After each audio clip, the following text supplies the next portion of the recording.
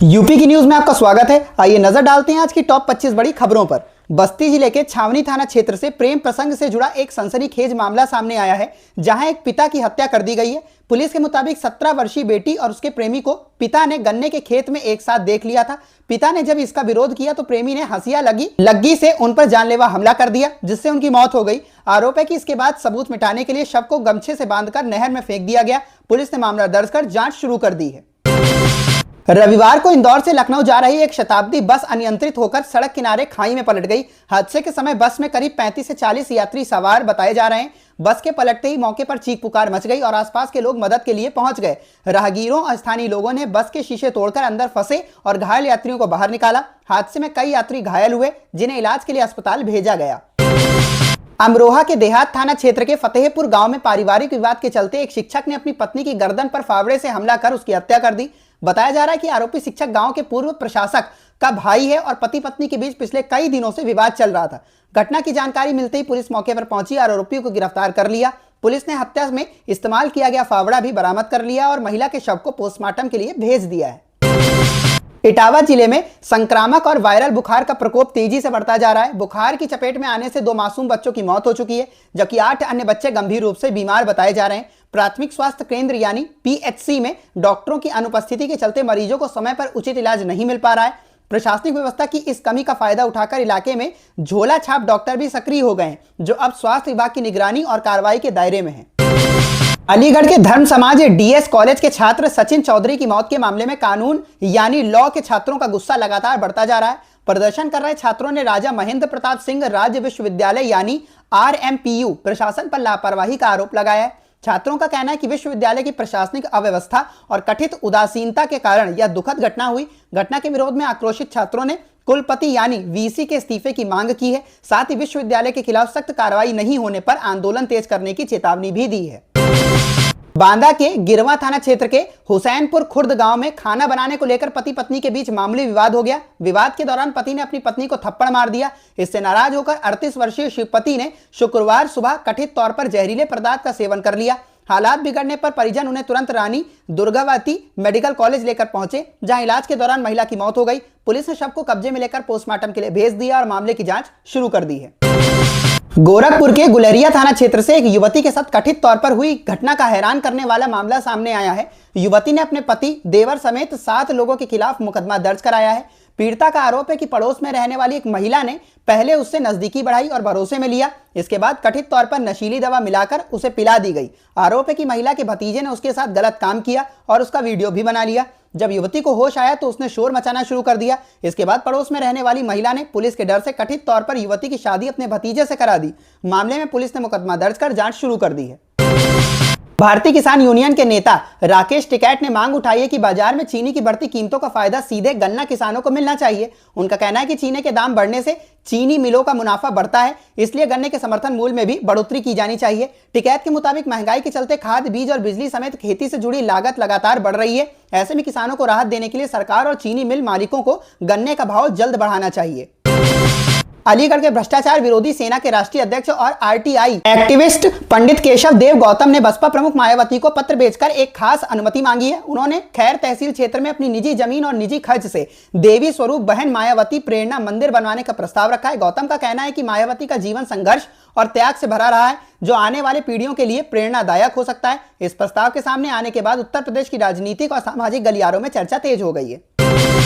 उत्तर प्रदेश के मुख्यमंत्री योगी आदित्यनाथ के निर्देश पर रक्षाबंधन के मौके पर प्रदेश की महिलाओं को बड़ी राहत मिलने वाली है। यूपी रोडवेज की बसों में महिलाओं को मुफ्त यात्रा की सुविधा दी जाएगी। यह सुविधा 27 अगस्त की रात 12 बजे से 28 अगस्त की रात 12 बजे तक लागू रहेंगी।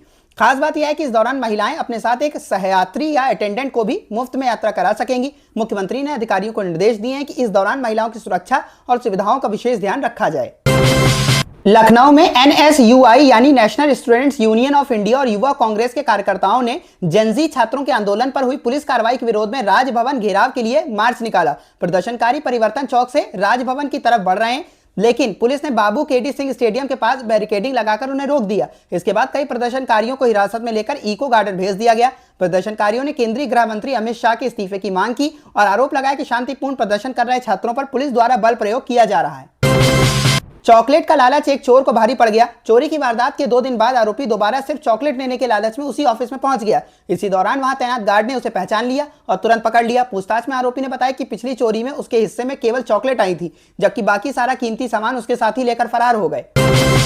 पावर कॉर्पोरेशन की ओर से देर रात स्मार्ट मीटर की जांच रिपोर्ट सार्वजनिक किए जाने के बाद उस पर सवाल उठने लगे हैं। उत्तर प्रदेश राज्य उपभोक्ता परिषद ने रिपोर्ट की विश्वसनीयता पर आपत्ति जताई है। परिषद ने केंद्रीय विद्युत प्राधिकरण यानी सीईए को प्रस्ताव भेजकर जांच रिपोर्ट पर गंभीर सवाल उठाए। साथ ही मामले में निष्पक्षता और पारदर्शिता सुनिश्चित करने के लिए किसी स्वतंत्र संस्था से उच्च स्तरीय जांच कराने की मांग की गई है, ताकि उपभोक्ताओं को सही और पारदर्शी जानकारी मिल सके। वाराणसी में गंगा नदी का जलस्तर में लगातार बढ़ोतरी जारी है, जिससे तटवर्ती इलाकों में चिंता बढ़ गई है। गंगा के उफान पर होने के कारण प्रमुख घाटों की सीढ़ियां धीरे धीरे पानी में डूबती जा रही हैं। स्थिति इतनी गंभीर हो गई है कि मणिकर्णिका घाट पर शवदाह के लिए जगह तक नहीं बची है। ऐसे में महाशमशान पहुंचने वाले शवों का अंतिम संस्कार अब छतों पर करने की स्थिति बन गई है। प्रशासन की ओर से गंगा के जलस्तर पर लगातार नजर रखी जा रही है। उन्नाव में आयोजित एक कार्यक्रम के दौरान यूपी विधानसभा अध्यक्ष सतीश महाना के मंच से नीचे उतरने का वीडियो सोशल मीडिया पर तेजी से वायरल हो रहा है। कार्यक्रम में उन्हें गार्ड ऑफ ऑनर दिया गया था और इसके तुरंत बाद राष्ट्रगान शुरू हुआ। राष्ट्रगान के दौरान ही सतीश महाना अचानक मंच से नीचे उतर गए। घटना का वीडियो सामने आने के बाद सोशल मीडिया पर इसे लेकर चर्चा तेज हो गई और राष्ट्रगान के सम्मान को लेकर सवाल उठाए जा रहे हैं। लखनऊ कानपुर एक्सप्रेसवे के निर्माण कार्य पर लगातार हो रही बारिश का असर देखने को मिल रहा है। बारिश के कारण सड़क के नीचे मौजूद एक बड़े हिस्से की मिट्टी बह गई, जिससे सड़क के धंसने का खतरा बढ़ गया है। वहीं एक्सप्रेसवे पर चिरैया नाला की पुलिया के प्रोटेक्शन वर्क के लिए डाली गई मिट्टी भी तेज पानी के बहाव में कटकर धंस गई। इस स्थिति के बाद एक्सप्रेसवे के निर्माण की गुणवत्ता और तय समय पर काम पूरा होने को लेकर गंभीर सवाल खड़े हो गए हैं। उत्तर प्रदेश में पिछले 3 वर्षों के दौरान गन्ने का रकबा करीब 29.66 लाख हेक्टेयर से घटकर 28.61 लाख हेक्टेयर रह गया है। इसी अवधि में चीनी का उत्पादन भी 104.13 लाख टन से घटकर 89.52 लाख टन हो गया है।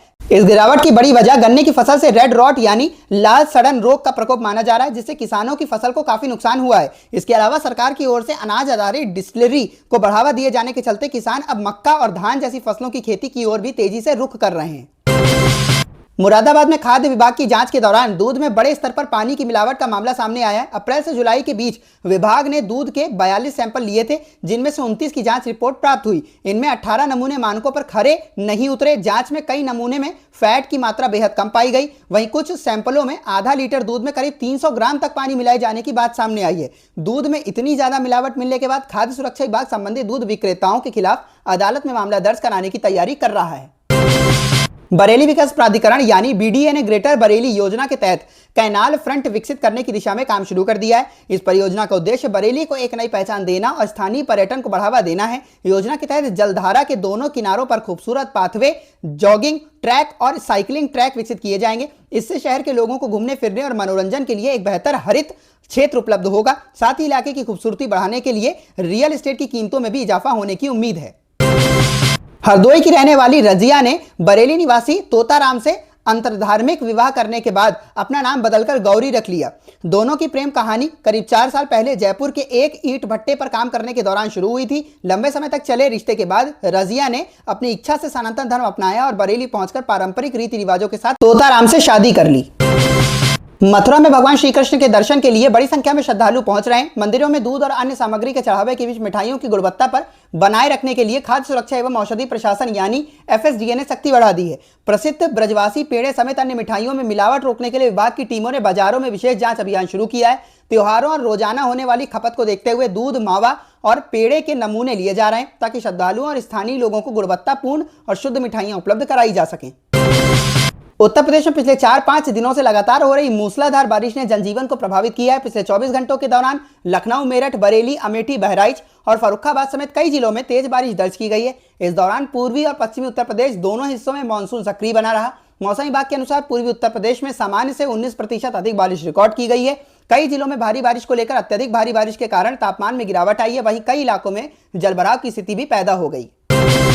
उत्तर प्रदेश के कन्नौज जिले में लखनऊ आगरा एक्सप्रेसवे पर देर रात हुए एक बड़े सड़क हादसे के बाद भारी मात्रा में सोना बरामद किया गया है। बताया जा रहा है कि कांवड़ यात्रा की ड्यूटी से वापस लौट रहे पुलिस टीम की गाड़ी को एक तेज रफ्तार कार ने टक्कर मार दी। हादसे के बाद पुलिसकर्मियों ने जब कार की तलाशी ली तो उसके अंदर एक बैग मिला। बैग में सोने के कई बिस्किट रखे हुए थे। इतनी बड़ी मात्रा में सोना मिलने की सूचना से पुलिस विभाग और प्रशासनिक अधिकारियों में हड़कंप मच गया। गाजियाबाद के भोजपुर क्षेत्र स्थित कलछीना गांव में शनिवार देर शाम खाद्य सुरक्षा विभाग की टीम ने मिलावटखोरी के खिलाफ व्यापक जांच अभियान चलाया। अधिकारियों ने गांव की कई दुकानों और संदिग्ध स्थानों पर पहुंचकर खाद्य पदार्थों के नमूने एकत्र किए। अचानक हुई इस बड़ी कार्रवाई से मिलावट करने वालों में हड़कंप मच गया है और गांव में काफी देर तक अफरा तफरी का माहौल बना रहा। खाद्य विभाग द्वारा लिए गए सभी नमूनों को जांच के लिए प्रयोगशाला भेजा जाएगा। जांच रिपोर्ट के आधार पर आगे की कानूनी कार्रवाई की जाएगी। उत्तर प्रदेश में अगले साल विधानसभा चुनाव होने हैं। ऐसे में समाजवादी पार्टी और बीजेपी के बीच राजनीतिक बयानबाजी तेज होती जा रही है। सपा प्रमुख लगातार प्रदेश की योगी सरकार को निशाने पर ले रहे हैं, वहीं बीजेपी की ओर से भी पलटवार किया जा रहा है। इसी बीच मुख्यमंत्री योगी आदित्यनाथ ने एक बार फिर समाजवादी पार्टी पर तीखा हमला बोला। उन्होंने सपा सरकार के कार्यालय को लेकर सवाल उठाते हुए कई मुद्दों पर निशाना साधा। उत्तर प्रदेश के ग्रेटर नोएडा में थाना बिसरख क्षेत्र की गोल्फ होम सोसाइटी में निर्माण कार्य के दौरान बड़ा हादसा हो गया। यहां 14वीं मंजिल से गिरने के कारण 2 मजदूर गंभीर रूप से घायल हो गए। दोनों को आनन फानन में अस्पताल पहुंचाया गया, लेकिन डॉक्टरों ने उन्हें मृत घोषित कर दिया। घटना के बाद पूरी सोसाइटी में हड़कंप मच गया। बहराइच में शनिवार सुबह हुई तेज बारिश ने मेडिकल कॉलेज की व्यवस्थाओं की पोल खोल दी। बारिश के बाद मेडिकल कॉलेज के पैथोलॉजी विभाग के परिसर में भारी जलभराव हो गया। स्थिति यह रही कि खून की जांच कराने पहुंचे मरीजों और उनके तीमारदारों को पानी के बीच खड़ा होकर अपनी बारी का इंतजार करना पड़ा। जलभराव का वीडियो सामने आने के बाद अस्पताल की जल निकासी व्यवस्था को लेकर कई सवाल खड़े हो गए। लखनऊ के इंदिरा गांधी प्रतिष्ठान में आयोजित रसोइया सम्मान समारोह में मुख्यमंत्री योगी आदित्यनाथ ने पीएम पोषण योजना से जुड़ी प्रदेश की रसोइयों के लिए 4 बड़ी घोषणाएं की। उन्होंने बताया कि सरकार ने रसोइयों का मासिक मानदेय 2000 रुपए से बढ़ाकर 3000 रुपए कर दिया है। इसके साथ ही उन्हें 5 लाख रुपए तक के मुफ्त कैशलेस इलाज की सुविधा भी मिलेगी। दुर्घटना की स्थिति में 1 लाख रुपए की तत्काल आर्थिक सहायता और वार्षिक साड़ी भत्ता में भी 500 रुपए से बढ़ाकर 1000 रुपए कर दिया गया है। उत्तर प्रदेश में धान और मोटे अनाज की सरकारी खरीद को लेकर योगी सरकार ने अभी से तैयारियां शुरू कर दी हैं। पिछले साल बोरियों की कमी के चलते किसानों को हुई परेशानी को ध्यान में रखते हुए इस बार पहले से ही जरूरी इंतजाम किए जा रहे हैं। सरकार ने खरीफ सीजन 2025 से 26 में धान खरीद को लेकर व्यवस्थाएं मजबूत करने की तैयारी शुरू कर दी है।